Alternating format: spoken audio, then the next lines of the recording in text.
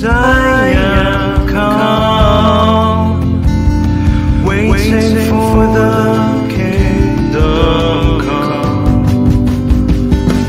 In His name I find, in His name I find, in His name I find the peace I seek. In His name I find, in His name I find, in His name I find the joy I seek.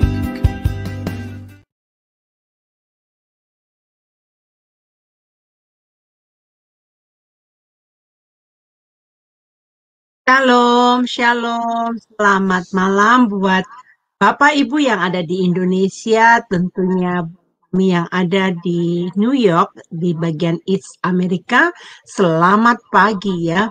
Ya, Bapak Ibu yang terkasih, hari ini kita puji nama Tuhan setelah kita berlibur panjang bersama Pak Yudi. Akhirnya kita kembali belajar pelajaran sejarah penebusan. Hari ini adalah pertemuan yang ketiga ya. Bapak Ibu yang terkasih, sebelum kita memulainya, saya akan minta Ibu Aling untuk memimpin kita di dalam doa pembukaan. Dipersilakan. Ya, baik Ibu Heni. Terima kasih. Mari Bapak Ibu sekalian kita berdoa terlebih dahulu. Bapa kami di surga, terima kasih ya Bapak. Nah, karena kami masih diberi kesempatan untuk bisa belajar kembali dalam kelas pembelajaran SMA Aruna ini, dan juga memasuki, kami boleh semua memasuki tahun yang baru di tahun 2024. Ya Bapak, biar kiranya selalu ada penyertaan dan juga pimpinan dan penyerahan-Mu bagi kami semua di tahun yang baru ini, dan juga di dalam kelas pembelajaran kami saat ini. Berkatilah Ibu Heni ya Tuhan, yang akan menjadi moderator kami di dalam kelas kami. Mampukan Ibu Heni untuk bisa memimpin kelas, menjalankan tugasnya dengan baik, dan juga dengan lancar sampai kelas pembelajaran ini selesai. Berkati juga para operator yang bekerja di belakang layar ya Tuhan. Mampukanlah kami untuk bisa melakukan tugas kami juga dengan baik dan juga dengan penuh tanggung jawab, sehingga kami bisa melakukannya dengan baik apa yang menjadi tugas kami. Dan berkatilah juga internet kami ya Tuhan, sehingga internet kami pun dapat berjalan dengan lancar tanpa mengalami kendala atau ketidaklancaran di dalam internet kami, sehingga pembelajaran kelas kami terganggu. Dan berkati juga Pak Yudi yang akan menyampaikan kebenaran firman-Mu ya Tuhan. Urapi setiap perkataan dari Pak Yudi, dan berikan hikmat yang daripada-Mu Tuhan, sehingga Pak Yudi dapat menyampaikan kebenaran firman-Mu dengan benar dan dapat kami pahami dan juga sesuai dengan kehendak hati-Mu. Dan juga bagi kami semua yang berada di dalam ruangan ini maupun yang berada di live YouTube, ya Tuhan, bukakan hati dan pikiran kami agar kami dapat menerima kebenaran firman-Mu di dalam hati dan pikiran kami. Kami dapat memahaminya dan kami dapat mengerti, bukan firman itu sia-sia terlalu begitu saja di dalam hati dan pikiran kami. Dan mampukan firman itu untuk menjadi rema di dalam diri kami Tuhan, sehingga kami mampu melakukannya apa yang menjadi kebenaran firman-Mu dalam hidup kami, dan kami mampu juga untuk menyampaikan kepada orang lain kabar baik tersebut, dan juga mengajarkannya kepada orang lain. Terima kasih Tuhan, kami serahkan waktu pembelajaran kelas kami ini di dalam tangan-Mu, dan kami patahkan segala kuasa kegelapan yang akan berusaha untuk mengganggu kelancaran pembelajaran kelas kami, dalam nama Yesus. Terima kasih Tuhan Yesus. Doa ini kami panjatkan dengan antara Tuhan Yesus Kristus, Juru Selamat kami yang hidup. Haleluya. Amin. Ibu masih ke-mute suaranya? Ya, amin, amin ya. Bapak Ibu yang terkasih di dalam Tuhan, kita akan akan belajar. Tapi sebelum kita sampaikan pemaparannya, mari kita menyimak dahulu profil dari dosen kita, Pendeta Yudi Lengkong. Dipersilakan. Shalom semua, berjumpa kembali dengan tema Adonai. Dan pada kesempatan kali ini kita akan berkenalan dengan pembicara kita, yakni Bapak Pendeta Yudi M. Lengkong, dan berikut adalah profil singkat dari beliau. Nama lengkap Pendeta Yudi PM Lengkong, Eskom, MDiv MTH Demin.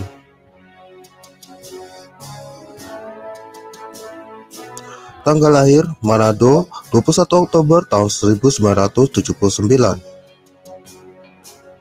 Alma Mater, Sarjana Komputer Eskom di Universitas Bina Nusantara Jakarta pada tahun 2003.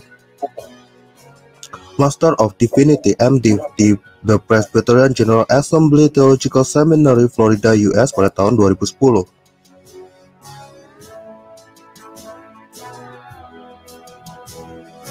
Doctor of Ministry Demin di Barry Theological Seminary, Florida, US pada tahun 2015. Master Teologi MTH di STT Bethesda, Bekasi pada tahun 2021. Pelayanan, beliau pernah melayani sebagai pendeta di Gereja Presbyterian Bukit Sion Indonesia di Jalan Telaga Warna 1 nomor 2 Puri Cinere, Depok.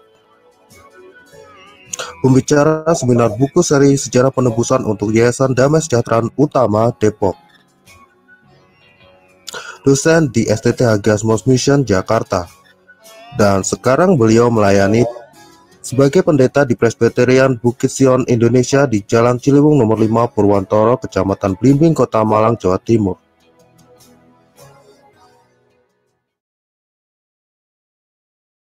Ya, kita sudah mendengarkan profil beliau. Bapak Pendeta Yudi ini benar-benar dia ahli di dalam sejarah ya. Dia belajar sudah lama sekali. Kalau dibandingkan dengan kita ya kita baru. Tetapi walaupun kita baru, jangan patah semangat. Kita dengarkan pengajaran ini, kita belajar sungguh-sungguh karena dengan belajar sejarah penebusan, kita akan mengetahui pelajaran ini di dalam Alkitab lebih sistematis dan kita mengetahui apa-apa yang belum pernah kita tahu selama ini. Mari kita memberikan waktu ini kepada Bapak Pendeta Yudi. Dipersilakan, Pak. Shalom Bapak Ibu sekalian, selamat tahun baru 2024. Nah, senang sekali kita ketemu kembali di tahun yang baru ini. Jadi sebelum memulai, saya berdoa dalam nama Tuhan Yesus Kristus, kiranya kita semua yang mengikuti kelas pelajaran Alkitab, kelas sejarah penebusan di Shema Adonai ini, kiranya dalam tahun ini kita terus mengalami Immanuel dalam kehidupan kita dari awal sampai akhir. Nah, kita melanjutkan pelajaran kita mengenai Alkitab dan kita menggunakan alat bantu dalam mempelajari Alkitab, yaitu buku seri Sejarah Penebusan yang ditulis oleh Pendeta Abraham Park. Secara khususnya kita telah maju ke buku yang keempat, yaitu Pemeliharaan yang Misterius dan Ajaib. Mengenai judulnya, Pemeliharaan yang Misterius dan Ajaib, kenapa diberikan nama judul demikian? Karena kalau kita memperhatikan di dalam periode kedua silsilah Yesus Kristus, itu adalah mengenai raja-raja. Jadi sejak Raja sejak Daud sampai pembuangan ke Babel. Jadi ini adalah keturunan Daud, raja demi raja berganti-gantian, dan sampai akhirnya mereka itu dibuang ke Babel, Yehuda Selatan ya. Jadi kenapa pemeliharaan yang misterius dan ajaib? Kalau kita lihat serangan setan itu, serangan iblis itu sangat-sangat kuat, seperti angin yang berhembus dengan dinginnya, ingin memadamkan pelita, ya pelita, sehingga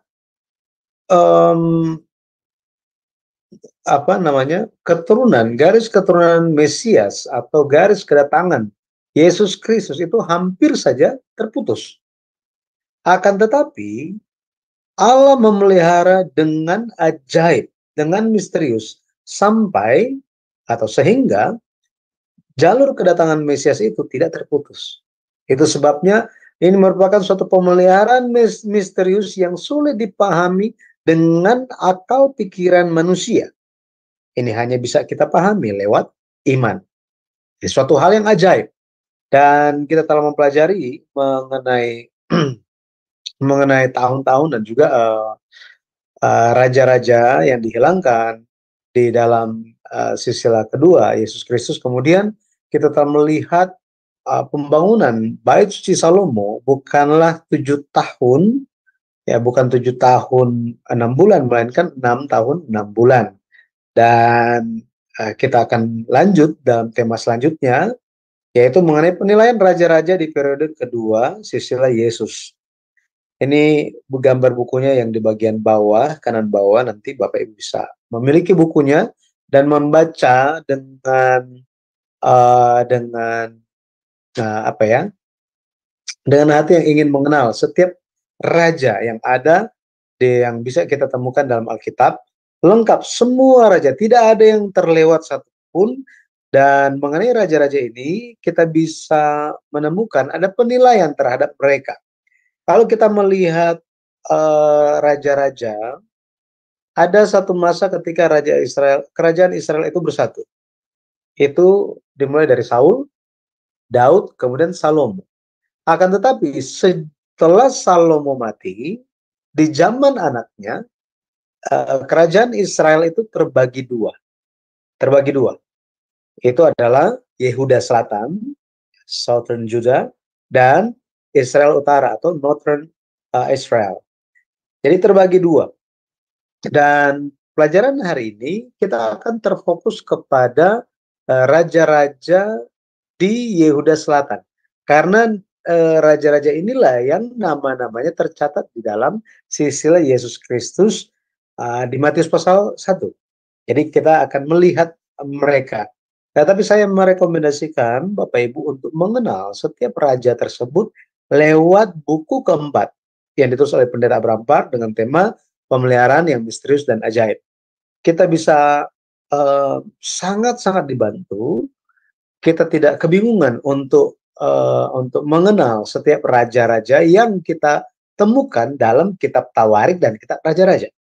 Ya, jadi akan sangat membantu kita. Baik. Mari kita melihat mengenai tema hari ini. Jadi raja-raja kalau kita lihat di dalam Matius pasal 1 itu tampak raja-raja Yehuda dan mereka itu dinilainya gampang.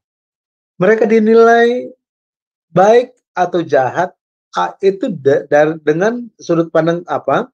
Itu mereka dibandingkan dengan Daud. Apakah mereka mengikuti jalan Daud atau tidak?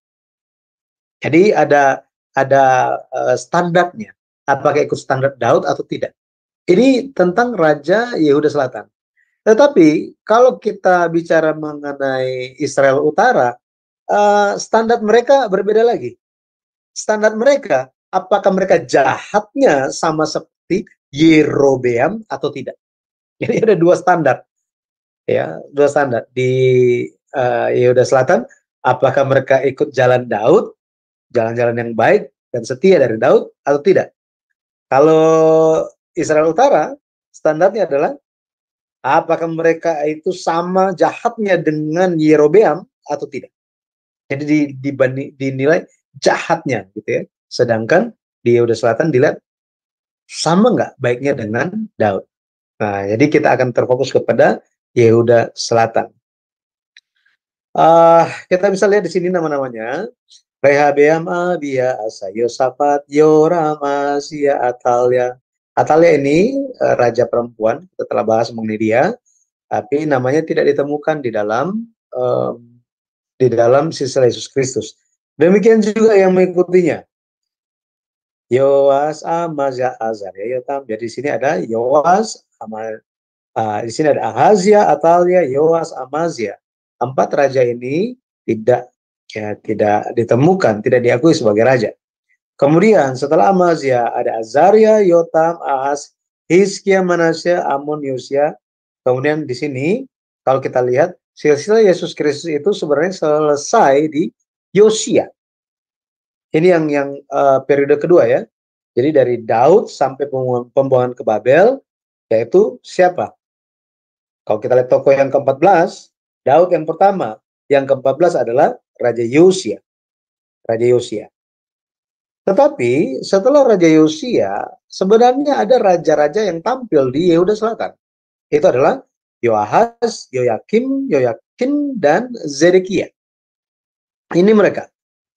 Akan tetapi mengenai 4 keturunan Yosia ini akan kita bahas jika kita masih belajar terus sampai buku yang kelima. Ya, kita akan bahas secara khusus yang mengenai orang-orang ini. Baik, jadi kita akan membahas mengenai raja-raja ini, Rehabeam, Abia, Asa, Yosafat, Yoram. Setelah Yoram kita lompat ke Azaria, Yotam, Ahaz, Hizkia, Manasya, Amon, Yosia. Jadi ada 14. Akan tetapi ada beberapa raja, yaitu tentang Asa, Hizkia, dan juga mengenai Ahaz, kita akan bahas sendiri. Gitu. Jadi saya akan skip dalam pelajaran hari ini. Baik, mari kita lihat. Mari kita lihat. Raja yang pertama itu adalah Daud. Arti namanya orang yang dikasihi. Orang yang dikasihi. Ya, ini Daud. Dia adalah raja yang baik. Dan kalau kita lihat mengenai kehidupan Daud, di dalam silsilah Yesus Kristus mencatat beberapa hal. Dalam silsilah Yesus Kristus mencatat beberapa hal. Mari kita lihat dulu mengenai catatan tentang Daud di dalam silsilah Yesus Kristus. Di Matius pasal 1, kalau kita lihat, ya, di sini dikatakan, ayat yang ke-6, Matius 1 ayat yang ke-6, Isai memperanakan Raja Daud, Daud memperanakan Salomo dari istri Uria. Akan indah dan nyaman kita bacanya jika kita bacanya Isai memperanakan Raja Daud memperanakan Salomo, Salomo memperanakan Rehabeam. Enak ya? Tapi firman Tuhan adalah firman Tuhan. Dicatatnya berbeda. Bagaimana dicatat? Isai memperanakan Raja Daud, Daud memperanakan Salomo dari istri Uria. Yang menjadi pertanyaan, kenapa Alkitab mencatat demikian? Mengapa Alkitab mencatat demikian? Ya, mari kita lihat mengenai hal ini. Yang pertama, kita bisa melihat bahwa silsilah Yesus Kristus di Matius pasal 1 menekankan kesetiaan Uria daripada Batsheba. Mengapa demikian? Kalau kita bandingkan sebelum ayat yang ke-6 telah muncul nama-nama perempuan. Ayat yang ketiga ada Tamar. Ayat yang keempat, ayat yang kelima, ada Rahab, kemudian ada Ruth, Akan tetapi, ketika berbicara mengenai Daud memperanakan Salomo, ibunya Salomo, mamanya Salomo, tidak dicatat namanya. Tidak dicatat Batsheba. Daud memperanakan Salomo dari Batsheba. Nah, itu kan indah sekali ya. Tetapi dicatatnya apa? Dari istri orang yang bernama Uria. Maka kita bisa melihat bahwa silsilah Matius menekankan kesetiaan Uria daripada Batsheba. Setelah Daud melakukan perzinahan, dia ingin menutupi perbuatannya. Dia pulangkan Uria supaya Uria, kalau kita lihat kan, dia ingin menutupi caranya gimana? Dia kirim surat kepada Yoab. Yoab, kirim pulang dulu itu si Uria. Sampai di menghadap Raja Daud, Daud kasih minum-minum, makan-makan, minum-minum, setengah mabuk, suruh pulang. Untuk tutupi kejahatannya. Tetapi Uria, dia menolak. Dia tidur bersama dengan hamba-hambanya Daud. Berkali-kali dia lakukan itu, dan dia jawab apa? Daud tanya, kenapa kamu nggak pulang? Ini kan kesempatan untuk apa? Istirahat, liburan dulu. Kamu bisa asik-asik dengan istri, santai-santai. Uria bilang apa? Saudara-saudaraku seperjuangan sementara maju perang, mempertaruhkan nyawa mereka, dan saya asik-asik dengan istri saya, tidak pernah saya akan lakukan itu. Jadi kita bisa lihat betapa setia Uria. dan kesetiaannya lebih ditekankan. Ini muncul di dalam silsilah Yesus Kristus. Nama Uria muncul. Nama Uria muncul. Ini luar biasa. Ya. Referensinya nanti bisa lihat di 2 Samuel pasal 11. 2 Samuel pasal 11 ayat 8 sampai ayat yang ke-11. Nah, berikutnya silsilah. Jadi catatan tentang Daud memerankan Salomo dari istri Uria menunjukkan bahwa silsilah menekankan kebenaran Uria daripada dosa Daud. Jadi menekankan kebenaran Uria. Tuhan menekankan ini. Jadi kita bisa lihat bahwa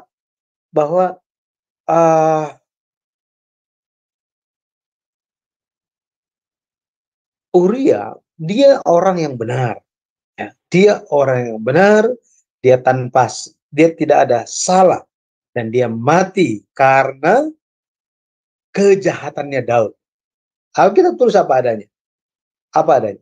2 Samuel 11 ayat 16 sampai 17. Ya. Nah, kalau kita lihat lagi, silsilah ini menekankan apa? Silsilah ini menekankan pengampunan dan kasih karunia Tuhan.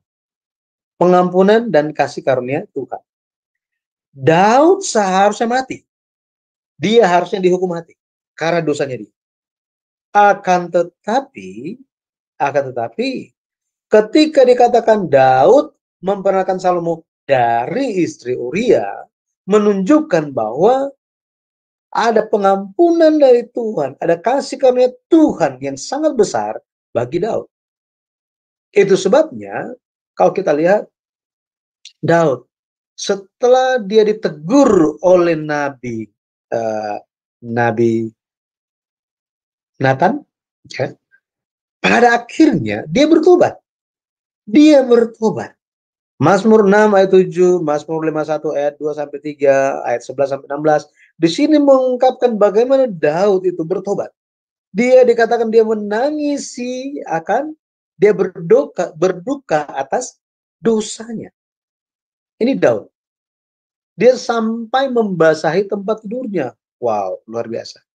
Dia melihat apa? Bahwa dia telah menyakiti hati Tuhan yang telah menjadi Immanuel.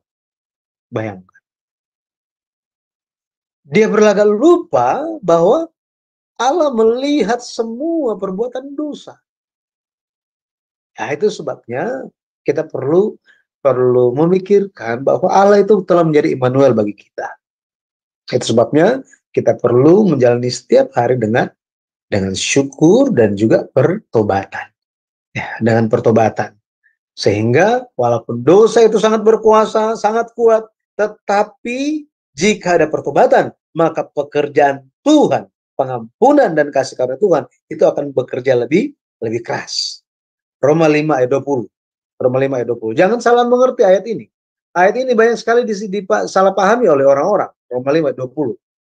Oh, nggak apa-apa, ketika saya berdosa itu kasih karunia Tuhan itu bekerja lebih kuat. Nah, ini salah paham. Ayat ini tidak mengizinkan seseorang untuk melakukan dosa. Tetapi ayat ini menunjukkan tentang pertobatan.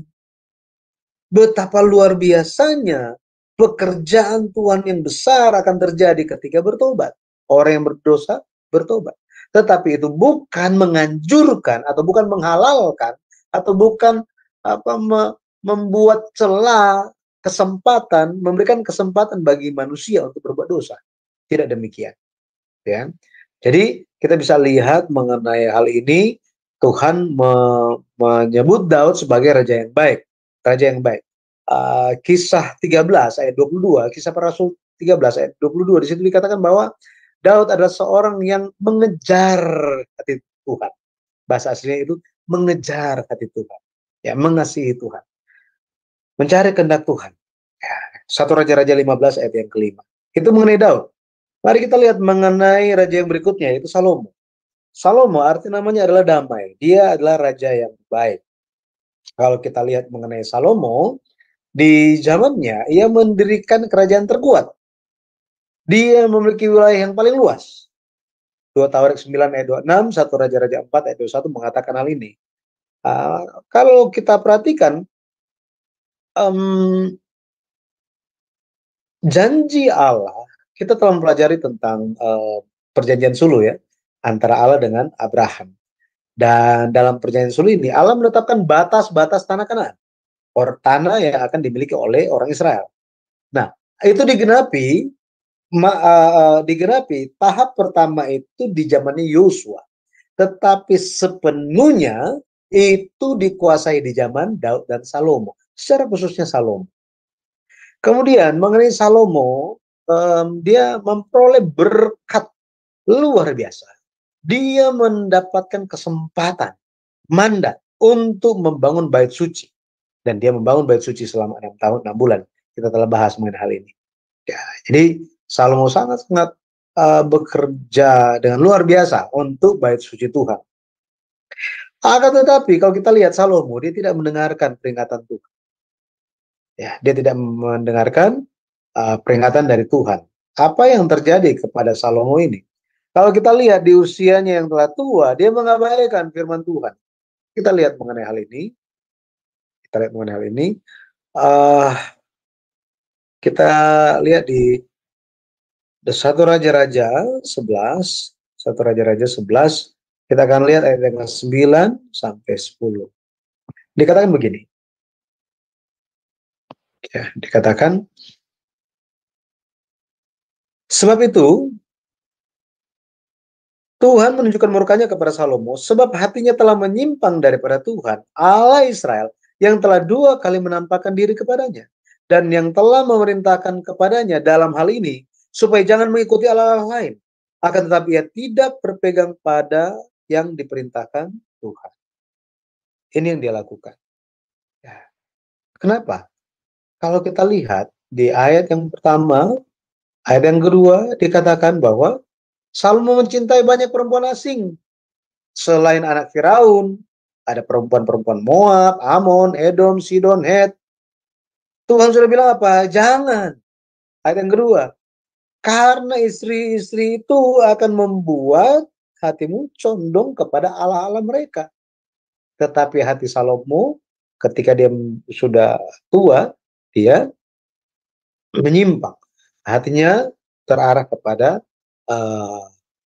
berhala-berhala, ya, Allah lain. Ya, seperti ini. Ini Salomo, ya, Salomo. Dan kalau kita lihat, ini pun memberi pengajaran, ya, berikan pengajaran bagi kita bahwa ketika kita lebih mencintai dunia, pada akhirnya kita akan menjauhi Tuhan. Yesus mengatakan, kita tidak bisa memiliki 2 tuan. Tidak akan bisa. Pasti hati kita akan condong lebih ke yang mana? Ya, salah satunya. Dan pada akhirnya Salomo menjauhi Tuhan. Menjauhi Tuhan. Memang pada akhirnya dia berbalik gitu ya. Dia berbalik. Tetapi karena dosa mereka, karena dosa Salomo, pelanggaran-pelanggaran Salomo ini, kerajaan Israel yang tadinya menjadi satu, yang telah menjadi satu, ini terpecah 2. Dasar penyebabnya itu adalah Salomo. Dasar penyebabnya itu Salomo, ya. Jadi ya semoga kita senantiasa bersandar hanya kepada Tuhan saja. Kita percaya, ikut Yesus sampai akhir. Jangan mengikuti hati kita, jangan biarkan hati kita mengikuti yang lain. Kemudian dari antara anak-anak Salomo, Rehabeam menjadi raja. Rehabeam arti namanya orang yang memperluas umatnya. Orang yang memperluas umatnya. Atau umatnya menjadi banyak. Ya, umatnya menjadi banyak. Ini arti nama Rehabeam. Dia dilabel sebagai raja yang jahat. Kenapa demikian? Ya, kenapa demikian? Kalau kita lihat mengenai Rehabeam, yang pertama tentang Rehabeam. Di zamannya, kerajaan Israel itu terbagi 2, Yehuda Selatan dan Israel Utara. Kalau kita lihat, tadi saya sebutkan, pada dasarnya penyebabnya itu adalah Salomo. Pada dasarnya. Akan tetapi penyebab langsung terbaginya Israel itu adalah siapa? Rehabeam. Rehabeam yang menjadi penyebabnya. Mengapa demikian? Yang pertama, Rehabeam mengabaikan nasihat dari tua-tua. Ini dia mengabaikan dua hal. Yang pertama, dia mengabaikan nasihat dari tua-tua. Jadi kalau kita lihat di zamannya Salomo, orang-orang itu ada pajak, gitu ya, ada pajak yang berat. Mereka, rakyat ini datang kepada Rehabeam dan meminta supaya pajaknya itu dikurangi, bebannya dikurangi. Nah, waktu itu Rehabeam tanya, dia minta nasihat dari tua-tua, ya dari penasihat yang usianya sudah lebih tua, penasihat-penasihat yang hidup di zamannya Salomo. Mereka, penasihat yang sudah berumur tua ini, memberikan nasihat, ya dengarkanlah rakyat.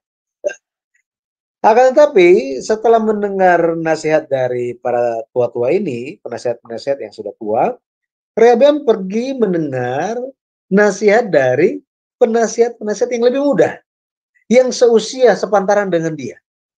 Dan nasihat yang dia terima dari orang muda ini apa?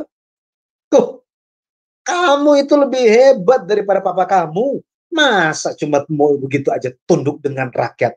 Yang ada kamu lebih keras dengan mereka. Wah, pada akhirnya kita bisa lihat Rehabeam mengabaikan nasihat dari tua-tua dan Rehabeam mengabaikan rakyatnya. Mengabaikan rakyatnya justru lebih berat lagi. Dia menindas rakyat. Ini yang terjadi. Ya. Yang kedua, kalau kita lihat, eh 3 tahun pemerintahan Rehabeam, 3 tahun awal, dia sangat kuat. Dia sangat kuat. Nah, ini gara-gara apa? Gara-gara di awal dia mengikuti jejak Daud dan Salomo. Jejak yang baik ya. Tapi setelah itu dia jadi sangat-sangat sombong. Dia meninggalkan firman Tuhan. 2 Tawarik 12 ayat 1. Jadi pada akhirnya karena kesombongannya itu, ya, Allah menggerakkan raja Mesir yang bernama Sisak datang dan hancurkan dia. Hancurkan dia. Maka kita lihat Rehabeam, arti namanya memperluas atau memperbanyak rakyat. Tapi yang terjadi justru makin sedikit. Makin sedikit, ya kan? Karena terbagi 2. Ini yang terjadi. Itu sebabnya kesombongan itu merupakan awal dari kehancuran. Amsal katakan begitu kan? Ya, keangkuhan itu adalah awal dari kehancuran. Itu. Hancurnya belum ada, belum terjadi. Tetapi ketika ada muncul sombong, pasti hancur. Pasti hancur. Pasti hancur. Jadi kita harus berjaga-jaga. Jangan sampai kita menjadi sombong. Apapun yang kita lakukan, lakukanlah untuk kemuliaan Tuhan. Hanya Yesus saja yang tampak. Ya, hanya Yesus. Ya. Jadi setelah Rehabeam, yang menjadi raja adalah Abia, ya, anaknya Abia. Ya, sebenarnya ada cerita yang panjang dan mendetail tentang raja-raja ini. Saya hanya ambil poin-poinnya saja. Bapak Ibu bisa mempelajarinya, membacanya lebih detail lewat buku sejarah penebusan. Ya. Abia, arti nama Abia, Tuhan adalah Bapakku. Tuhan adalah Bapakku. Ya, Abi, Abba, ya, Yahweh, Yehova, itu. Jadi Tuhan adalah Bapakku. Dia dikenal sebagai raja yang jahat. Raja yang jahat. Kalau kita lihat mengenai Abia, karakter pertama yang dia miliki, dia itu sebenarnya tidak ada kualifikasi untuk menjadi raja. Tidak ada. Ya, kenapa? Karena ia adalah anak dari istri kedua. Gitu. Dia adalah anak dari istri kedua Rehabeam. Seharusnya kan yang menjadi raja adalah anak dari istri pertama. Tetapi Abia yang adalah anak dari istri Rehabeam yang kedua, istri kedua dari Rehabeam, justru dia yang menjadi raja. Nah, di sini dia seharusnya sadar bahwa dia menjadi raja karena kasih karunia Tuhan. Itu sebabnya dia perlu untuk bersandar dan percaya kepada Tuhan. Harusnya seperti itu. Akan tetapi dia tidak demikian. Pada akhirnya dia menjadi orang yang hanya bersandar kepada dirinya sendiri. Dia lupa kasih karunia Tuhan. Kita semua jangan menjadi orang yang lupa kasih karunia Tuhan. Oh, itu sangat bahaya. Tuhan akan buang. Dan jika Tuhan membuang kita, bagaimana jadinya? Jadi kita tidak boleh melupakan kasih karunia Tuhan. Ya, kasih karunia Tuhan. Mengenai Abia, dia ada pengalaman besar, dia ada kemenangan besar ketika melawan Israel Utara. Ya, kerajaan Israel Utara. Jadi ini terjadi perang ya, antara Abia dan Israel Utara. Kalau kita bandingkan, Yehuda Selatan itu hanya memiliki 400.000 tentara. Kerajaan Israel Utara itu memiliki 800.000 tentara. Kalau kita lihat ini dia kalah jumlah, benar ya? Akan tetapi dia menang besar, menang atas Israel Utara dengan pasukan 2 kali lipat jumlah mereka. Bayangkan, 500.000 tentara Israel Utara terbunuh. Ini luar biasa kan? Kemenangan besar. Jadi dia telah menerima kasih karunia yang sangat-sangat besar. Bayangkan, dia nggak ada kualifikasi menjadi raja, tapi jadi raja. Dia nggak bisa menang, tetapi justru dia menang. Karena apa? Karena kasih karunia Tuhan. Saudara, ketika kita menjalankan kehidupan kita melakukan dosa, Allah tidak semerta-merta itu langsung hukum kita. Tetapi Allah memberikan kesempatan bagi kita. Dia tetap menyertai kita dan menyadarkan kita.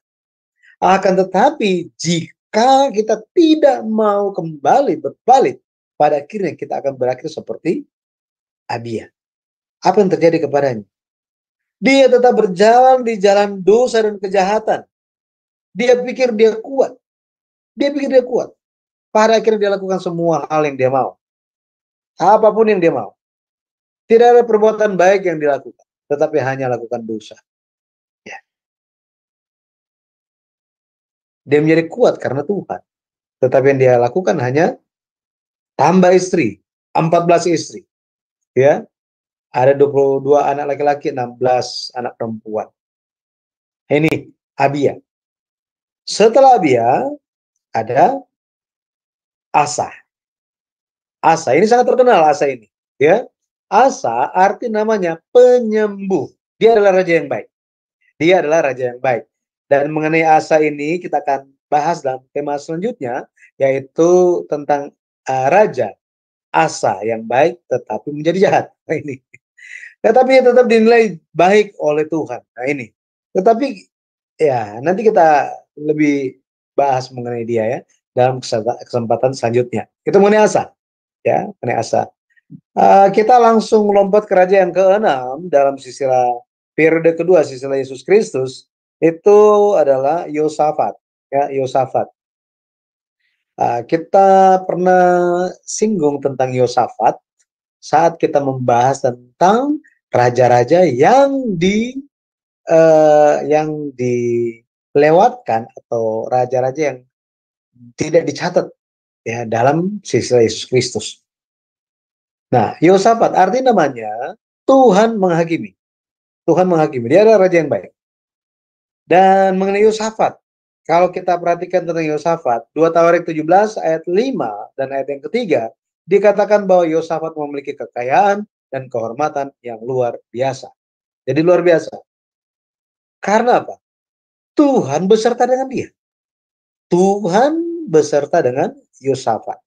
Tuhan menyertai dia dan Tuhan memberkati dia. Dia selalu ikut apa yang Tuhan kehendaki dijalankan. Ini Yosafat, raja yang luar biasa. Ya. Itu sebabnya Yosafat adalah orang yang senantiasa hidup sesuai dengan firman Tuhan. Makanya Tuhan berikan kekayaan, kehormatan yang luar biasa kepada Yosafat. Akan tetapi setelah menjadi sangat kaya, sangat terhormat, dia melakukan satu dosa. Ya, melakukan dosa. Dosa apa itu? 2 Tawarik 18 ayat 1. 2 Tawarik, kita lihat 2 Tawarik 18 ayat yang pertama dikatakan apa? Ketika Yosafat kaya dan sangat terhormat, ia menjadi besan Ahab. Saudara lihat di sini, muncul siapa di sini? Ahab, raja yang paling jahat di dalam sejarah Israel Utara. Luar biasa. Bahkan anak dia yang bernama Atalia menghancurkan keluarga keturunan Daud. Siapa? Itulah anaknya Yosafat. Ya, itulah. Ya, jadi dia setelah Yosafat menjadi sangat kaya, sangat terhormat, dia melakukan satu dosa. Cuma satu ini. Apa itu? Menjadi besan Ahab. Jadi kalau kita lihat, setelah pernikahan dengan keluarga Ahab, pernikahan anaknya Yosafat dengan anaknya Ahab, tidak ada yang baik yang terjadi dalam zaman pemerintahan Yosafat, ya. Tidak ada yang baik yang terjadi. Nah, makanya dia, karena dia itu bertobat di hadapan Tuhan, dia menjalankan reformasi agama. Reformasi agama. 2 Tawarik 19 ayat 4 sampai 7. Ini nanti bisa baca. Ya. Jadi ada satu peristiwa karena dia itu apa namanya? Karena dia bersandar kepada Tuhan, dia bertobat, maka Allah berserta dengan dia dan memberikan kemenangan. Memberikan kemenangan. Apa yang terjadi? Jadi ada 3 negara, 3 kerajaan yang bangkit menyerang Yehuda Selatan. Itu adalah Moab, Amon, dan orang Edom atau orang-orang pegunungan Seir. Nah, ketika berperang demikian, itu akan sulit untuk menang. Tetapi apa yang terjadi? Ini yang Yosafat lakukan. Yosafat membuat paduan suara, berdiri di barisan paling depan, setelah itu tentara. Bayangkan, kalau misalnya kita semua itu bukan jadi tentara di zamannya Yosafat, kita semua menjadi anggota KUR. Ternyata raja suruh kita maju paling depan. Apa yang terjadi?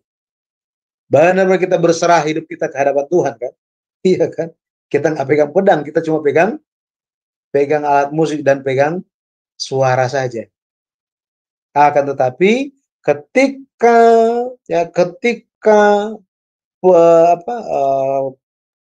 puji-pujian itu sementara dinaikkan di hadapan Tuhan, Tuhan membuat tentara dari 3 kerajaan itu saling perang satu sama yang lain, saling bunuh-membunuh. Pada akhirnya mereka memperoleh kemenangan besar. Kemenangan besar. Ya. Tapi kalau kita lihat, meskipun sudah bertobat, meskipun sudah reformasi agama, tapi dia tetap tidak bisa melepaskan hubungan dengan kerajaan Israel Utara. Ya, setelah Ahab mati, anaknya yang bernama Ahazia, nah ini beda dengan cucunya Yosafat ya. Ini yang Israel Utara. Anaknya Ahab namanya Ahazia, sama namanya. Nah, Ahazia ini datang menemui Yosafat, ya kamu kan kita seperti keluarga, ayo kita membangun kapal-kapal. Ya, ayo bangun kapal-kapal. Tetapi meskipun proyek besar itu dijalankan, proyek itu tidak pernah berhasil, tidak pernah selesai. Hancur semua kapal-kapal tersebut. Ya, itu sebabnya kita tidak bisa memegang hubungan dengan dosa dan kejahatan. Dosa dan kejahatan itu tidak akan pernah melepaskan kita. Jadi kita harus putus hubungan. Harus putus hubungan. Ini mengajarkan kita. Raja yang ketujuh itu adalah Yoram. Yoram, anaknya Yosafat. Yoram atau Yehoram. Nama Yoram artinya Tuhan ditinggikan. Tuhan ditinggikan. Yoram ini dikenal sebagai raja yang jahat. Kenapa jahat? Yang pertama, Yoram membunuh 6 saudaranya yang tidak bersalah. Alasannya apa? Alasan yang pertama untuk mengokohkan tatanya. Yang kedua, dia melihat saudara-saudaranya lebih baik daripada dirinya. Nanti khawatir rakyat memihak kepada saudara-saudara. Apa yang membuat Yoram sampai membunuh saudara-saudaranya? Itu karena bisikan dari istrinya yang sangat-sangat jahat. Iblis jahat. Ya. Siapa namanya?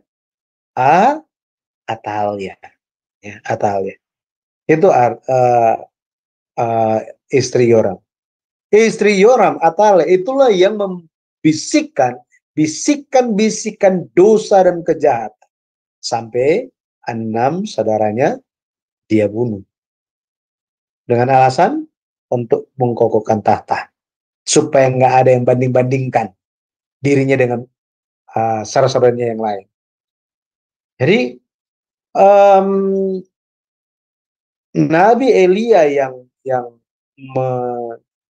mengirim surat. Jadi di zaman itu Nabi Elia sementara aktif dan kirim surat kepada Yoram. Teguran yang sangat-sangat keras.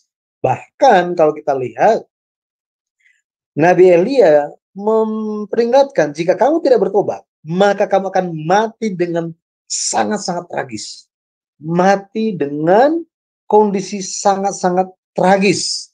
Ususmu akan keluar. Bayangkan. Ususnya akan keluar katanya. Yoram, apakah dia bertobat? Enggak. Dia tidak bertobat. Mana mungkin keadaan saya baik-baik saja kok. Tapi pada akhirnya dia mati. Ususnya keluar. 2 Tawarik 21 ayat 18 sampai 19. Bahkan apa? Jadi dia sakit usus. Bayangkan. Sakit usus berapa lama? 2 tahun. Ada di sini yang pernah kena mah? Gimana rasanya? Bisa guling-guling kan? Sekarang ada macam-macam obat. Ada dokter. Zaman dulu ada tabib-tabib, tapi apa? 2 tahun lamanya nggak sembuh-sembuh. Sakitnya luar biasa. Sampai apa? Sampai ususnya keluar. Setelah dia mati, bahkan apa? Rakyat tidak menyalakan api bagi sang raja. Kenapa? Karena mereka benci kepada Yoram. Jadi Yoram mati dengan mengenaskan, dengan apa? Sambil dibenci oleh rakyat. Nggak ada yang suka. Itu sebabnya orang yang tidak mendengarkan nasihat, peringatan dari Tuhan lewat firman Tuhan, itu akan berakhir dengan tragis. Ya, kayak kita sangat bersyukur kita bisa belajar lewat raja-raja ini, kita bisa melihat jalan-jalan Tuhan. Jalan-jalan Tuhan. Kita bisa membedakannya. Yang ke-8, Uzia atau Azaria. Arti nama Uzia, Tuhan adalah kekuatanku. Nama dia selain Uzia itu adalah Azaria. Nah, arti nama Azaria, Tuhan telah menolong. Tuhan telah menolong. Nah, mengenai Uzia, dia dikenal lebih kepada Uzia dibandingkan Azaria. Kenapa? Karena di zaman dia ada seorang nabi yang namanya sama. Azaria juga. Azaria juga ya. Azaria. Makanya sering digunakan Uzia. Jadi jangan bingung kalau kita baca, oh muncul nama Uzia. Tiba-tiba muncul nama Azaria. Ini orang yang sama. Ya, kecuali dalam konteks kita lihat, oh ini nabi yang sedang berbicara. Ya, bisa bedain ya. Nah, mengenai Uzia, dia raja yang baik, tapi menjadi jahat. Raja baik, tapi menjadi jahat. Apa yang terjadi dengan dia? Uzia, kalau kita lihat, Dia mencari Tuhan dan Tuhan membuat dia berhasil. Ini luar biasa. 2 Tawarik 26 ayat 4 sampai 5. Membuat dia berhasil. Karena Tuhan yang beserta dengan dirinya. 2 Tawarik. 2 Tawarik, mari kita lihat mengenai hal ini. 2 Tawarik 26, kita akan lihat ayat yang keempat dan yang kelima. Ia melakukan apa yang benar di mata Tuhan, tepat seperti yang dilakukan Amazia ayatnya.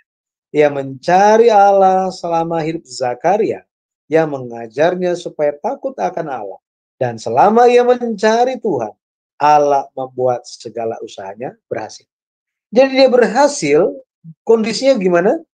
Selama mencari Tuhan. Jadi selama mencari Tuhan, Allah membuat dia berhasil.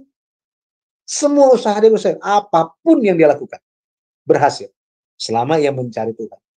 Tetapi, tiba satu waktu dia tidak lagi mencari Tuhan. Dan apapun yang dia lakukan, tidak berhasil. Ini dia. Ya. Inilah Uzia. Ya, Uzia. Apa yang, kalau kita lihat, ketika kita menerima kebaikan dari seseorang, tentu kita akan baik kepada orang itu. Benar ya? Kita terima kebaikan, dia baik lagi. Tentu kita akan meresponnya dengan baik, gitu ya. Tetapi Uzia, dia membalas kebaikan Tuhan itu dengan kesombongannya.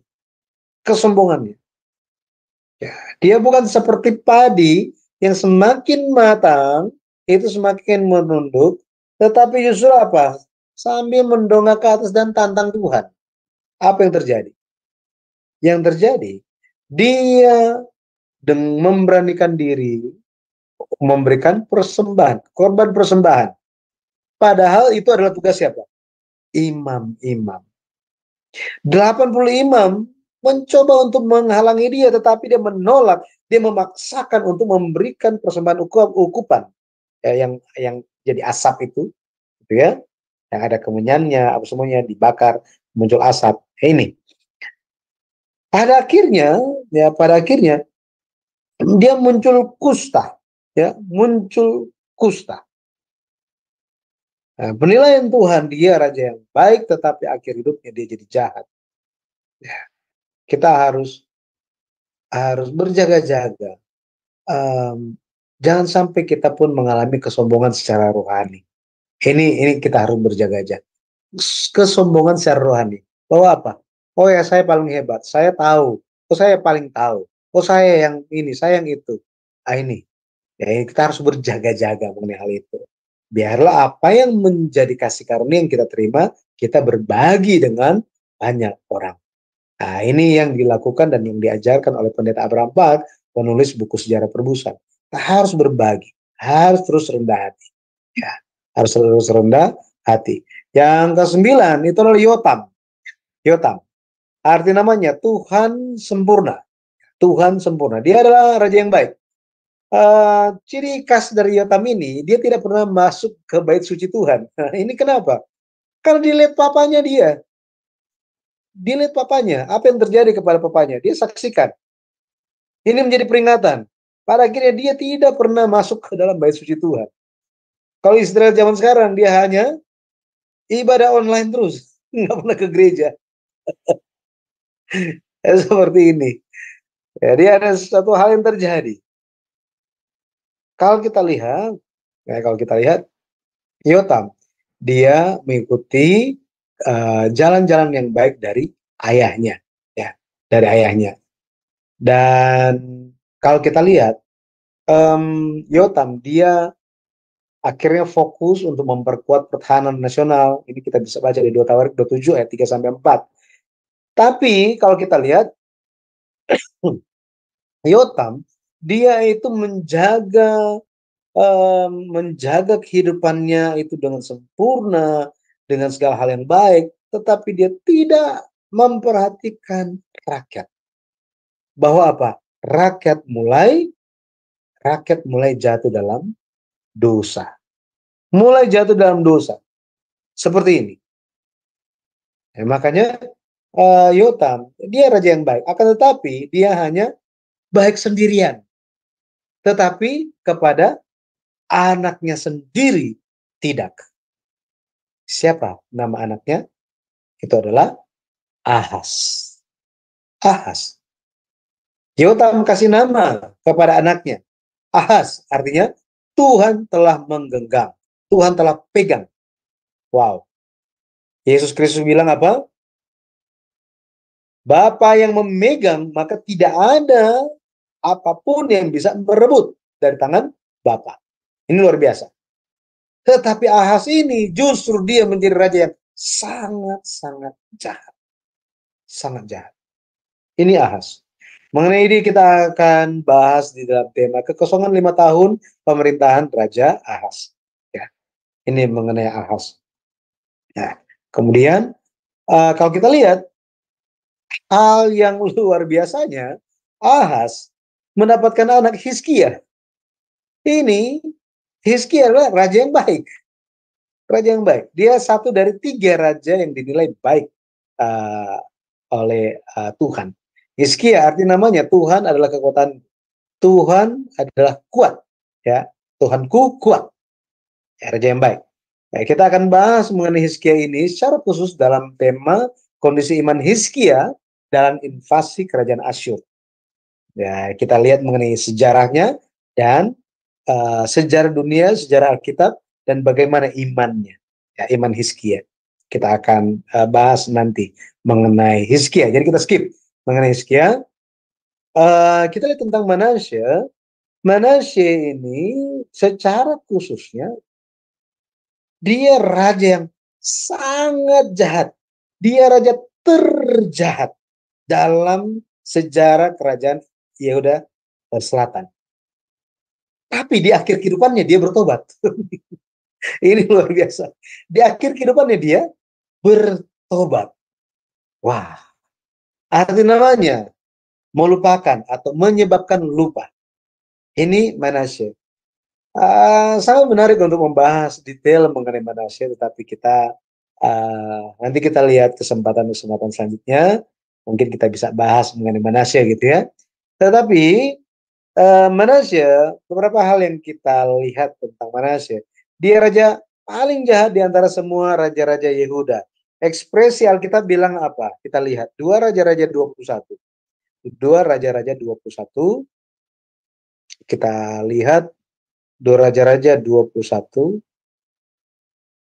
Ayatnya yang ke-3 sampai 7 dikatakan, ia mendirikan kembali bukit-bukit pengorbanan yang telah dimusnahkan oleh Hizkia. Hizkia ini ayahnya.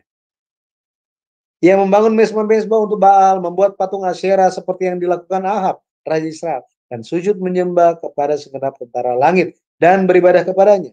Ia mendirikan mezbah-mezbah di rumah Tuhan, walaupun sehubungan dengan rumah itu, Tuhan telah berfirman, di Yerusalem aku menaruh namaku. Dan ia mendirikan juga mezbah-mezbah bagi segenap tentara langit di kedua pelataran rumah Tuhan. Bahkan ia mempersembahkan anaknya sebagai korban dalam api, melakukan ramal dan telaah, dan menghubungi para pemanggil arwah dan para pemanggil roh ramal. Ia melakukan banyak yang jahat di mata Tuhan, sehingga ia menimbulkan sakit hatinya. Ia menaruh juga patung Asyera yang telah dibuat dalam rumah, walaupun sehubungan dengan rumah itu, Tuhan telah berfirman kepada Daud dan kepada Salomo anaknya, dalam rumah ini dan di Yerusalem, yang telah kupilih dari antara segala suku Israel, aku akan menaruh namaku untuk selama-lamanya. Bayangkan.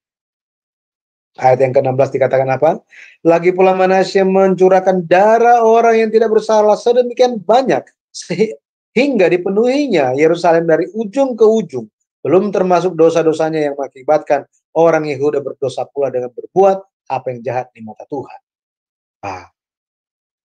Jahat sekali ya. Jahat sekali. Ini yang dia lakukan. Bahkan, ya, bahkan dia membunuh.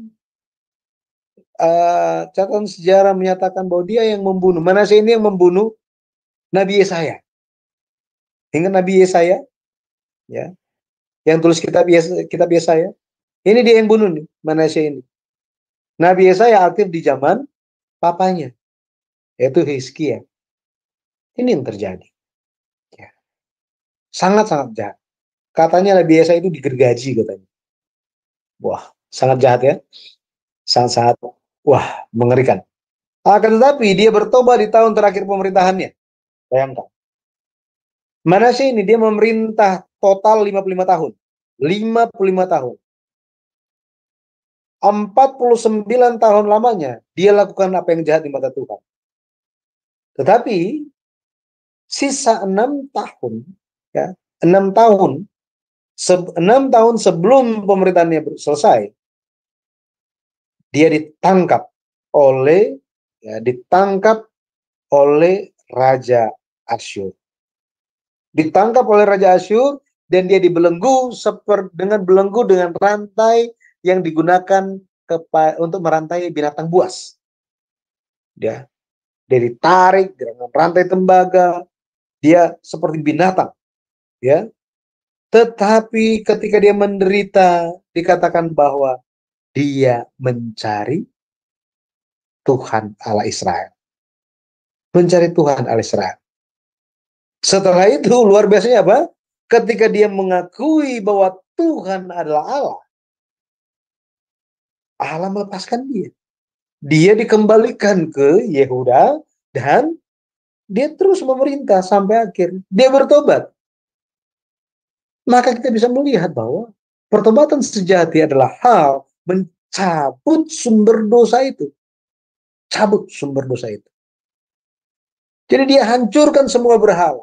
Dia lakukan reformasi agama selama 6 tahun pemerintahan terakhir dia. Dia lakukan. Ya. Tetapi 49 tahun kebiasaan dosa tidak bisa disingkirkan dengan 6 tahun reformasi agama.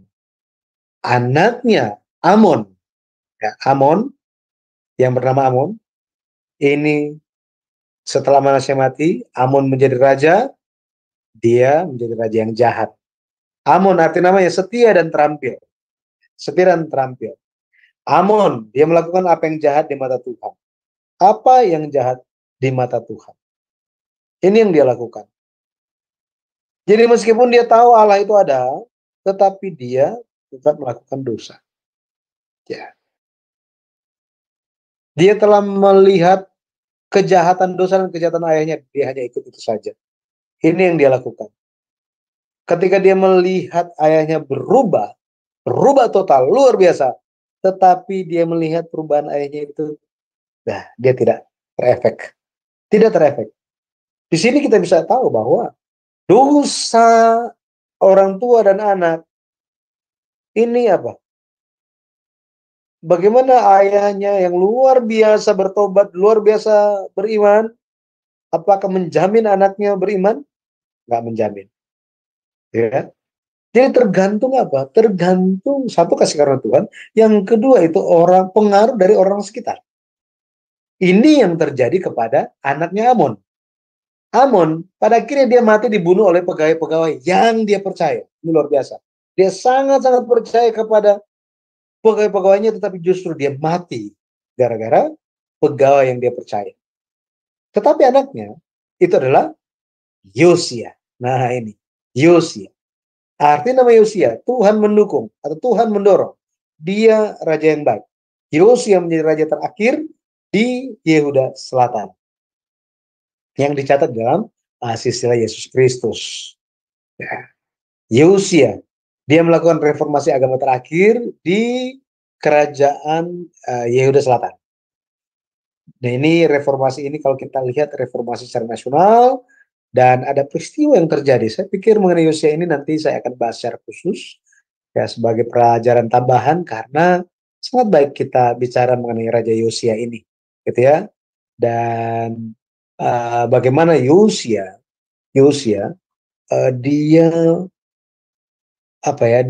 dia melakukan reformasi ini sangat-sangat menyeluruh sampai menggerakkan kerajaan Israel Utara. Kerajaan Israel Utara yang di zaman itu sudah hancur sebenarnya.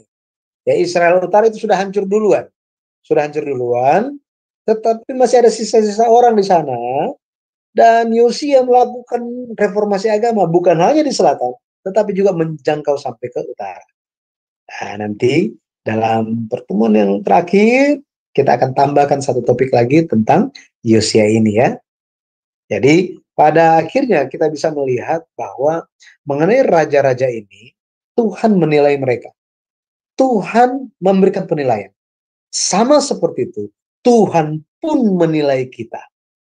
Kitab Wahyu menekankan bahwa orang-orang yang melakukan perbuatan dosa, mereka yang tidak percaya, yang hidupnya itu tidak keluar dari dosa dan kejahatan, mereka tidak ada tempat di dalam kerajaan surga. Tidak akan masuk. Melainkan akan ada tempat di mana? Di api belerang, neraka. Saya berdoa dan memberkati kita semua, jemaat Tuhan yang hadir untuk bersama-sama belajar dalam nama Tuhan Yesus Kristus. Kiranya kita bisa melihat jalan-jalan kita di depan.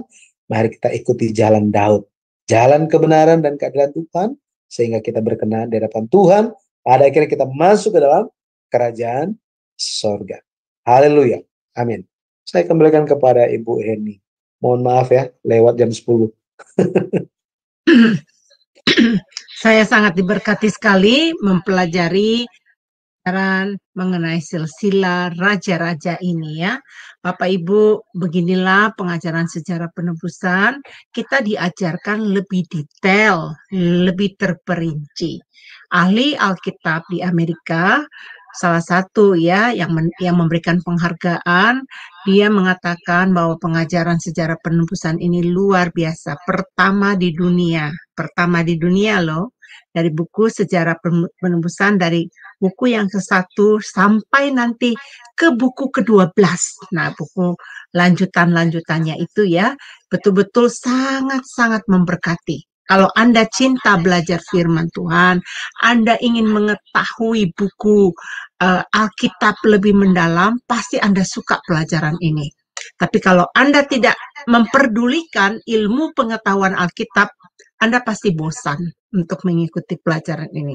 Oleh sebab itu saya menghimbau, ayo bangkit. Kita harus mengenal firman Tuhan secara utuh, secara terperinci. Baik, kan belajar firman Tuhan secara rutin. Oleh sebab itu, Bapak Ibu yang terkasih di dalam Tuhan, kami mengajak Bapak Ibu untuk membagikan link ini kepada orang-orang supaya gerakan cinta untuk belajar firman Tuhan di Indonesia semakin digerakkan. Karena saya melihat ya, saya pantau orang-orang tidak peduli dan tidak cinta untuk belajar firman Tuhan secara rutin. Oleh sebab itu, Bapak Ibu, mari bantu, mari sebarkan, mari ajak orang untuk kita sungguh-sungguh belajar isi firman Tuhan. Umur kita berapa lama sih di dunia ini? Berapa lama kita untuk bisa belajar? Dan tujuan hidup kita nanti kita mau masuk ke dalam kerajaan surga. Nah, kalau kita mau masuk dalam kerajaan surga, sudah wajib bagi kita untuk mengetahui siapa Allah kita yang sebenarnya. Bagaimana cara kita mengetahui Allah kita? Dengan kita mempelajari firman Tuhan secara utuh, secara benar, secara sempurna ya. Baik Bapak Ibu yang terkasih, baik teman-teman yang ada di Zoom maupun yang ada di live streaming yang sedang mengikuti, saya lihat ramai ya. Salam buat kalian semua yang sedang menonton di YouTube. Kalau ada pertanyaan-pertanyaan mengenai ini, pelajaran ini, tolong dituliskan, nanti saya akan bacakan dan saya akan sampaikan kepada Pak dosen kita, Pak Yudi. Ya, dan teman-teman yang ada di dalam Zoom juga, dipersilakan untuk ikut ambil bagian untuk kita diskusi pelajaran apa yang telah kita pelajari tadi. Pelajarannya yang sangat menarik ya. Pak Pendeta Yudi, sangat miris hati saya melihat Raja, siapa tadi ya, Yotam itu bapaknya kan Uzia ya. Raja Uzia itu, dia dari raja yang baik menjadi jahat. Sangat sayang sekali. Saya ada melihat satu YouTube di Indonesia, yaitu, maaf ini saya menyebut namanya, Asia di depan umum ya, sudah menyebar, yaitu Kainama, yang awal namanya ada apa ya namanya, Stefanus atau apa nama Kristennya. Dia kan mengaku seorang pendeta, ternyata dia bukan pendeta ya. Dulu dia itu adalah guru musik. Dia mengajarkan musik dan pelayanannya juga bagian kur, dan dia juga membawa renungan di dalam komsel. Ya, jadi dia membawa renungan. Nah, betapa sangat disayangkan sekali tujuannya datang dari kampung, datang ke Bogor, ke Jakarta ya, untuk melayani Tuhan. Dan niatnya baik. Dan kemudian matanya terkaburkan. Kalau Pak Kainama mendengarkan itu, saya sangat menyayangi Anda sebagai saudara saya, seiman saya. Anda harus bertobat ya, karena yang Anda lakukan itu sungguh-sungguh jahat di mata Tuhan. Sungguh jahat di mata Tuhan. Nah, saya teringat dengan raja ini, Raja Uzia, yang tadinya baik menjadi raja yang jahat. Nah, Pak Yudi, bisakah Bapak Yudi menerangkan lagi pada masa waktu Raja Uzia itu, yang ditekankan lagi, apa sih yang menyebabkan dia itu jahat ya Pak? Selain dari poin-poin yang Bapak sampaikan tadi.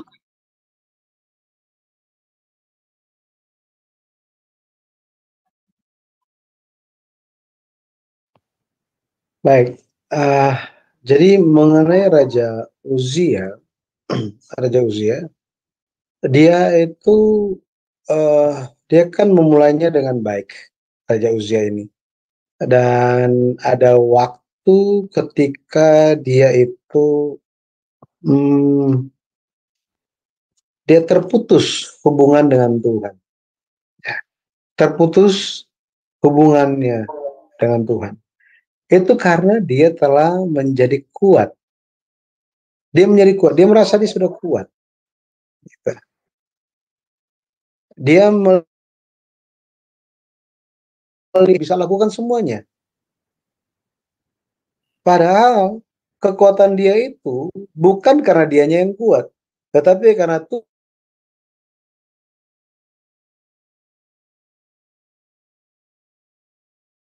adalah arti nama Uzia itu adalah Tuhan kuat. Ya, Tuhan kuat. Ini arti nama Uzia. Ya, Tuhan kuat atau Tuhan kekuatan. Jadi Tuhan menolong. Ya, Tuhan kekuatan. Tuhan memberikan Tuhan adalah kekuatanku. Jadi dia menerima kekuatan itu sepenuhnya dari Tuhan. Tetapi dia lupa berpikir bahwa oh ya, dia menjadi kuat gara-gara dirinya sendiri. Tadi dia mencari Tuhan, makanya segala yang dilakukan berhasil. Di 2 Tawarik 26 ayat 5, 2 Tawarik 26 ayat 5, di situ dikatakan ia mencari Allah selama hidup Zakaria yang mengajarnya supaya takut akan Allah. Nah, jadi di sini kita bisa lihat bahwa Alkitab jelaskan, Alkitab menyatakan bahwa karena ada Zakaria, ya, ada Zakaria, ini nabi ya. Karena ada Nabi Zakaria, dia mencari Tuhan. Karena Nabi Zakaria mengajar dia supaya dia takut akan Allah, maka dia mencari Allah.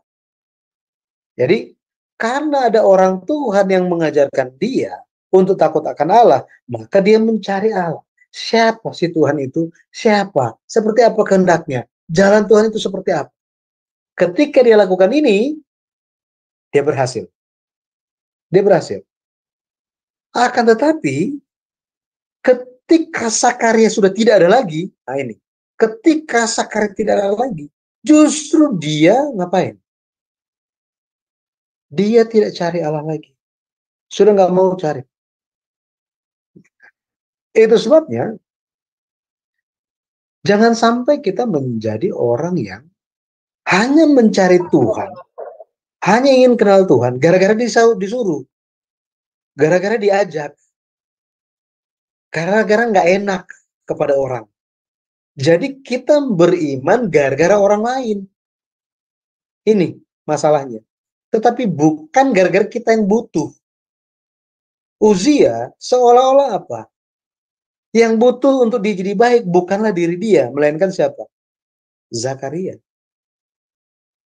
Sama seperti orang tua lihat anak. Orang tua ingin supaya anaknya jadi bagus kan? Satu, bagus untuk dia sendiri. Yang kedua, nggak malu-maluin. Nggak malu-maluin. Tetapi anak itu, dia pada akhirnya akan menjadi dewasa, dia akan hidup sendiri. Dia tidak akan peduli lagi ketika ayahnya atau orang tua sudah tidak ada lagi. Mau nama baiknya siapa? Enggak ada lagi, nggak ada yang perlu malu tentang hidup saya. Saya tentukan hidup saya sendiri. Sama seperti itu. Uzia, dia hanya mencari Tuhan ketika Zakaria ajarkan dia takut akan Tuhan. Hanya karena pengaruh orang. Ayub memberikan kesaksian apa? Setelah dia dihajar demikian rupa, sampai dia kehilangan banyak hal, dia menderita untuk waktu yang sangat lama. Sangat-sangat lama. Kita baca kitab Ayub aja itu, mungkin 1 minggu selesai. Atau beberapa hari selesai. Tetapi itu beberapa tahun itu, dia menderita, sangat panjang itu. Lebih dari 10 tahun gitu, menderitanya. Tetapi pengakuan terakhirnya apa? Hanya dari orang saja aku dengar tentang Tuhan. Tetapi sekarang aku mengalaminya. Aku menyaksikannya, aku melihatnya. Jadi Uzia seharusnya datang dari diri dia sendiri untuk mencari Tuhan. Sama seperti malam hari ini, saya percaya Bapak, Ibu, saudara sekalian semuanya, bahkan semua yang mengikuti lewat online, bahwa apa? Lewat streaming, bahwa kita tidak ada yang seperti Uzia. Karena nggak enak, oh ya ini karena dipanggil, diajak, oh ya karena ini, karena itu, enggak. Tetapi kita ada hari ini, kita ingin mencari Tuhan, karena kita butuh Tuhan, karena kita percaya Tuhan, karena kita sayang kepada Tuhan. Kita harus ingat dan belajar dari Uzia. Ketika dia tidak mencari Tuhan, dia menjadi sombong. Dia menganggap bahwa apa? Semua milik saya. Akhirnya apa? Apapun saya bisa lakukan. Termasuk itu. Pekerjaan imam, saya juga bisa. Kenapa saya nggak bisa? Saya yang berkuasa kok. Ini hati-hati. Ya, kita harus berjaga-jaga tentang hal ini. Demikian, Ibu. Ya, jadi mengalami Tuhan secara pribadi ya. Ya, Apa mengalami kata Tuhan orang? secara pribadi. Banyak orang pikir mengalami Tuhan secara pribadi itu seolah-olah ya saya mengalami Tuhan, saya banyak kesaksian. Tetapi tanpa support dari firman Tuhan yang dijelaskan, tanpa firman Tuhan yang kita pahami, kita alami apa? Hanya kesaksian bahwa oh ya saya selamat, oh saya selamat dari sakit keras, oh saya alami mujizat ini, mujizat itu. Pasti tanya siapa Tuhan? Apa kehendaknya? Nggak tahu. Nah, ini mengalami Tuhan yang mana? Nah, kita perlu mengalami Tuhan, ya mengalami Tuhan, dan sambil apa? Mengetahui kehendak Tuhan lewat firman-Nya. Ya, seperti itu, Ibu. Ya, Pak Pendeta Yudi, saya juga demikian waktu saya baru bertobat, ya. Saya juga tidak mengenal Tuhan secara utuh. Perlu proses.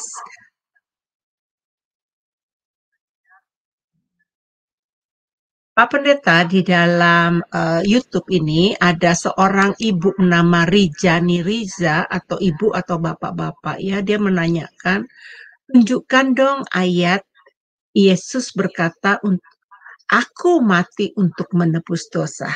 Ternyata mungkin saudara ini ya, dia tidak memahami isi Alkitab, bagaimana sejarah penebusan Tuhan untuk umat manusia yang telah jatuh di dalam dosa, dan Yesus lahir ke dunia untuk menebus umat manusia. Jadi saya ulangkan kembali, Bapak dosen kita, tunjukkan dong ayat di Injil Yesus berkata, aku mati untuk menebus dosa. Dipersilakan untuk menjawabnya. Baik. Injil mencatatnya dengan jelas. Injil mencatatnya dengan jelas dan entah, semoga ini bisa membuka uh, kerohanian, ya, kerohanian dari saudara yang mau menanyakan, ya, saudara yang menanyakan. Kalau kita lihat tentang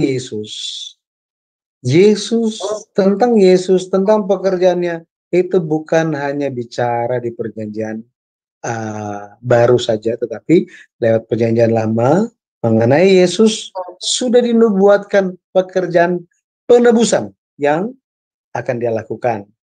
Nah, di mana dalam Injil dikatakan bahwa tentang Yesus, gitu ya, tentang Yesus, bahwa dia akan menebus dosa. Dia mati untuk menebus dosa manusia. Nah, yang pertama itu, banyak orang, saya kasih tahu apa adanya ya, pandangan saya ya. Banyak orang yang bertanya-tanya seperti ini, ada juga yang pertanyaannya mirip. Yesus tidak pernah mengatakan bahwa akulah Tuhan, sembahlah aku. Yesus tidak pernah mengatakan. Nah, ini pertanyaan-pertanyaan, pernyataan-pernyataan atau pertanyaan yang seperti ini saya bisa katakan bahwa itu memang tidak didasarkan di dalam iman, gitu ya. Tidak didasarkan di atas iman, ataupun mau mencari untuk mencari hal bermanfaat untuk diri sendiri, melainkan hanya untuk mencoba-coba saja, gitu. Nah, semoga pertanyaan ini enggak seperti itu, ya. Jadi begini, Bapak atau Ibu, gitu ya, yang bertanya, ketika sebelum Yesus dilahirkan, dia diberikan nama. Arti nama Yesus adalah dia yang akan menyelamatkan umatnya dari dosa mereka. Jadi ini bukan Yesus yang bicara ya. Ini malaikat Gabriel yang bicara tentang arti namanya. Dan berdasarkan iman Kristen, Yesus adalah Tuhan. Yesus adalah Tuhan. Dan dia datang sesuai dengan apa yang telah dinyatakan. Bahwa lewat Yesus, maka apa? Maka dia akan menyelamatkan umatnya dari dosa-dosa mereka. Nah, mari kita lihat sebentar ya. Sebentar.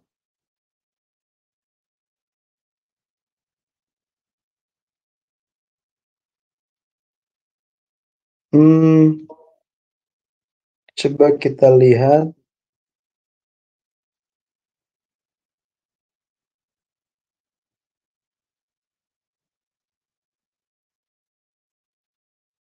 Saya lupa ayatnya sebentar ya. Bahwa Yesus datang, dia ingin memulihkan orang-orang supaya bertobat, gitu ya. Supaya bertobat, memulihkan orang-orang supaya mereka bertobat, berbalik dari jalan yang jahat. Ya, ini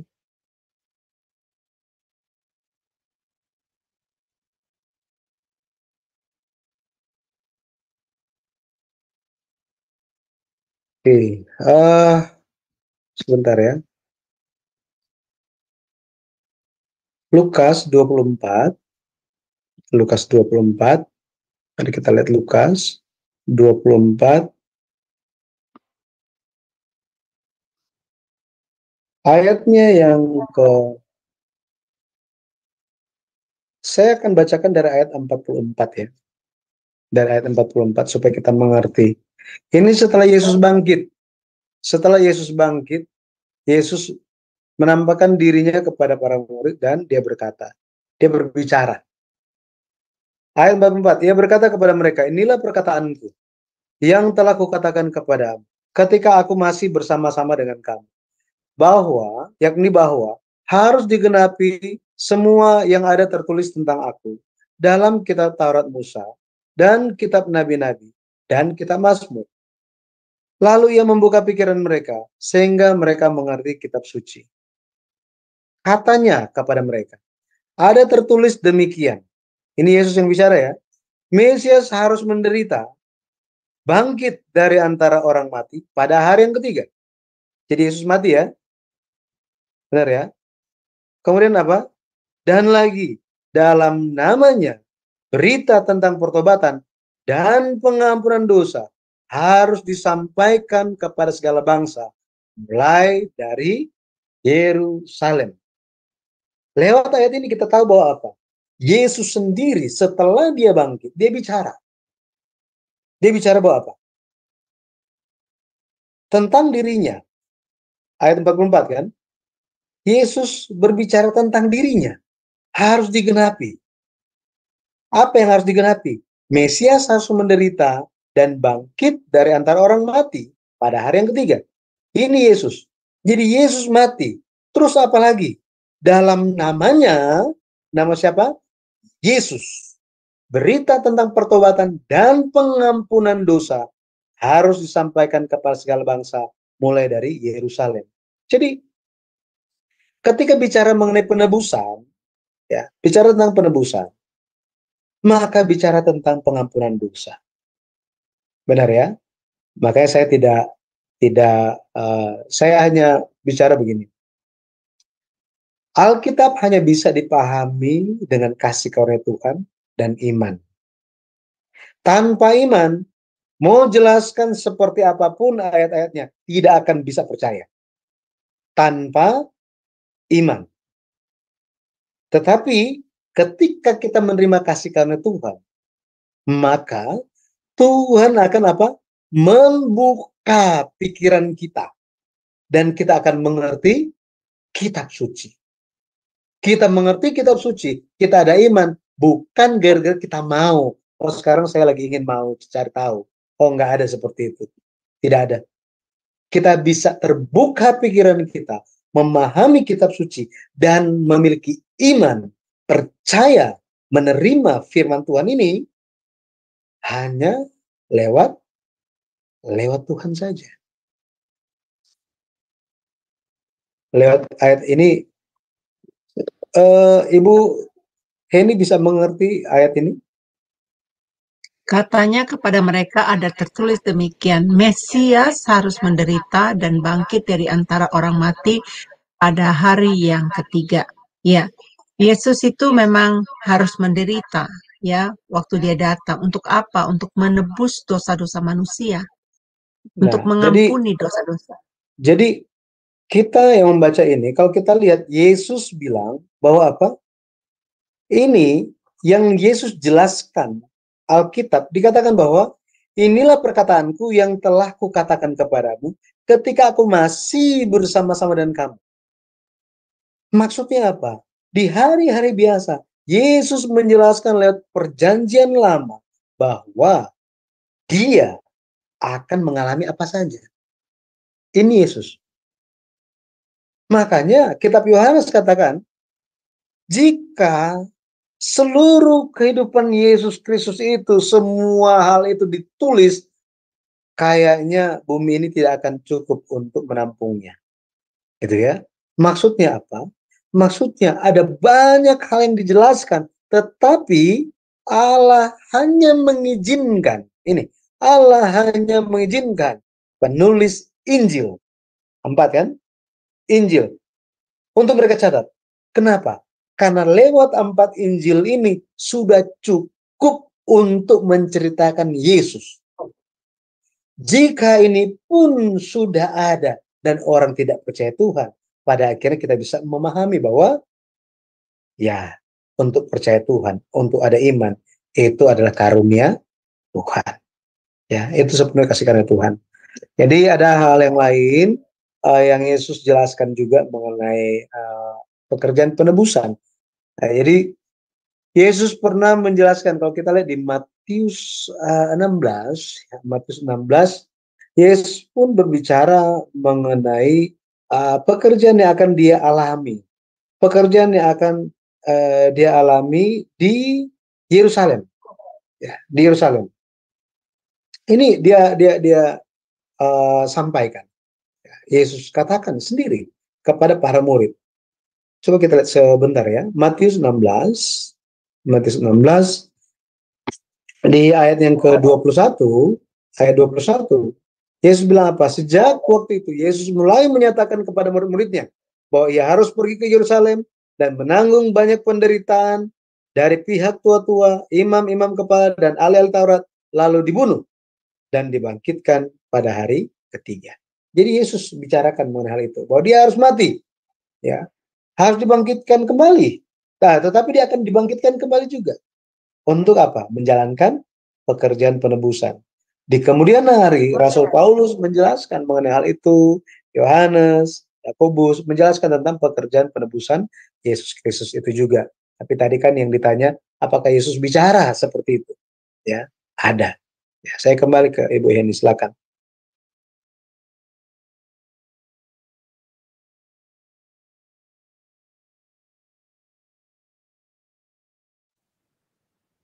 Iya, sebentar ya, Bapak Ibu. Sepertinya Ibu Heni kehilangan sinyal ya. Iya.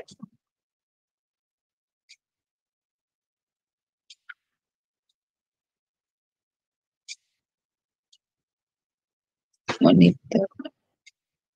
Ya, jadi mengenai pembahasan hari ini, tadi Ya, ada yang baik. bertanya, tetapi ya dari Ya, Ibu Heni pertanyaannya sudah sepertinya kembali. pertanyaannya di baik. luar tema hari ini ya. Iya, nggak apa-apa ya. Jadi saya mau menyapa Bapak atau Ibu Rijani Riza. Di layar YouTube ada running text-nya, ada ID dan ada password-nya untuk masuk ke Zoom. Saya ingin berkenalan dengan Anda, saya ingin ngobrol-ngobrol. Ya, kita ngobrol santai ya. Saya mengundang untuk masuk ke Zoom. Cari saya aja, Ibu Heni dari New York. Nanti kita ngobrol-ngobrol. Banyak sekali yang harus dibicarakan dalam hal ini ya. Baik, untuk acara selanjutnya apakah ada Aling mau bertanya? Tidak, Bu. Saya sudah Oh iya, menangkap sudah menangkap iya. pelajaran hari ini. Dan Puji Tuhan. saya makasih. Dan saya teringat tadi mengenai Raja Manasye ya. Wow, bagaimana kejahatannya selama 40 berapa tahun tadi? 49 tahun ya. Dia berbuat jahat, kemudian dia ditawan, ditahan, dan dia diikat, diperlakukan seperti binatang ya, dipakai rantai binatang gitu. Itu sangat-sangat buat saya sangat mengerikan ya. Tapi Tuhan izinkan hal itu terjadi. Nah, banyak loh ya Pak Yudi ya, orang-orang anak-anak Tuhan yang dipanggil, disentuh hatinya, bertobat, dipanggil bertobat, tapi nggak bertobat-tobat sampai Tuhan kasih pukulan. Nah, pukulan yang dikasih itu sebenarnya di firman Tuhan dikatakan itu bukan karena Tuhan jahat, tapi Tuhan mau menyadarkan kita supaya kita itu kembali kepada Dia. Nah, ini saya gambarkan tadi, saya lagi kenapa itu kebayang-bayang terus dengan pakai nama itu loh. Saya bilang, ya, sekalian saya mau mengumumkan kepada teman-teman saudara seiman, yuk jangan kita menghujat dia. Mari kita mendoakan. Dia saudara kita yang tersesat, seperti anak yang terhilang. Ya, dia tersesat, dia tidak mengenal bapaknya, dia tidak mengenal Tuhan yang benar. Nah, ini cuman mengaku-ngaku Tuhan, tapi tidak mengenal Tuhan yang benar seperti Raja Uzia tadi itu ya. Jadi pengalaman-pengalaman orang, tetapi dia tidak mengalami. Jadi hidup ini bukan acting, bukan drama, bukan kita bagaimana kita menampilkan hidup kita dengan acting-acting dunia, tetapi kita betul-betul harus tertanam dan berakar di dalam kebenaran firman. Jadi mari kita mendoakan dia ya Bapak Ibu yang terkasih, ayo kita mendoakan supaya kasih anugerah Tuhan jatuh kepada dia dan hatinya dilembutkan. Stop berbuat jahat pakai nama. Stop. Kalau pakai nama mau ketemu saya, ayo ke Zoom sama Adonai. Kita ngobrol santai ya. Kita ngobrol. Saya sangat suka ngobrol sama Anda kalau Anda ingin mengizinkan saya untuk ngobrol. Nanti kita terbuka dari hati ke hati ya. Saya mengundang Anda.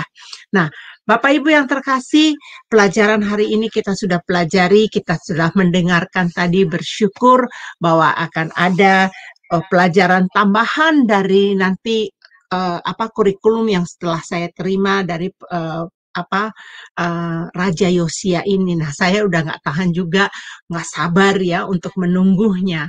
Nah, berhubung karena sudah malam juga, Pak Pendeta Yudi harus istirahat, dan kita akhiri pelajaran hari ini dengan rangkuman kesimpulan dari Pak Yudi, dan kemudian berikan kita doa berkat. Dipersilakan, Pak. Bapak Ibu saudara sekalian yang terkasih dalam Tuhan Yesus Kristus, raja-raja di dalam periode kedua sisi Yesus Kristus, mereka mendapatkan penilaian sama seperti anak-anak waktu sekolah, ada rapornya, ada penilaiannya. Demikian juga bagi kita semua orang yang beriman, ada rapornya. Ketika suatu kitab Wahyu mengatakan bahwa ketika satu kitab kehidupan dibuka juga kitab-kitab yang lain. Apa isinya kira-kira? Itulah rapor kehidupan kita. Adakah rapor kehidupan kita mengikuti jalan Daud atau justru mengikuti jalan Yerobeam? Saya berdoa dalam nama Tuhan Yesus Kristus, kita selalu melihat diri kita, merenungkan diri kita, juga keluarga, membawa semuanya senantiasa berdiri teguh di atas dasar iman kepada Yesus Kristus, dan kita mengalami Tuhan setiap hari lewat firman-Nya, lewat kehendak-Nya, lewat setiap perbuatan-perbuatan benar yang berdasarkan firman-Nya. Pada akhirnya kita pun akan mengalami berkat besar ketika Tuhan menyertai dan membukakan setiap jalan-jalan yang ada di depan kita dan mencurahkan berkat berkelimpahan. Mari kita berdoa. Bapa di surga, terima kasih malam hari ini Engkau telah sertai pelajaran kami di dalam kelas sejarah perubusan di Shema Adonai Channel. Bapa, kiranya Engkau yang dimuliakan lewat kelas ini. Tolong supaya kami semua bisa senantiasa bercermin hidup kami, bercermin kepada tokoh-tokoh di dalam Alkitab, bagaimana, sambil melihat bagaimana kami menjalani kehidupan iman.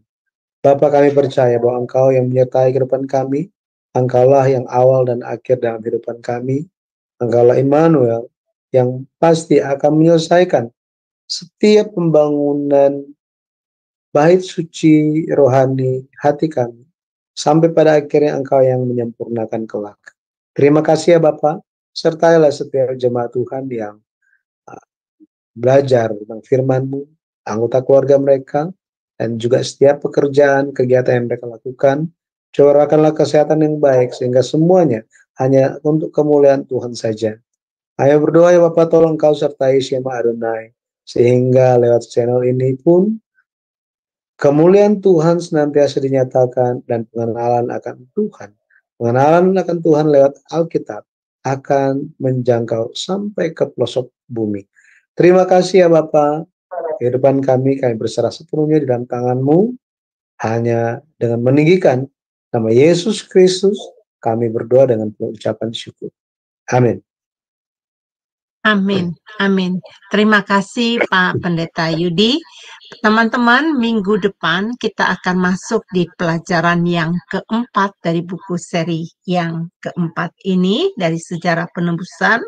Dan Bapak Ibu, kita akan belajar mengenai Raja Asa yang baik dan akhirnya menjadi jahat.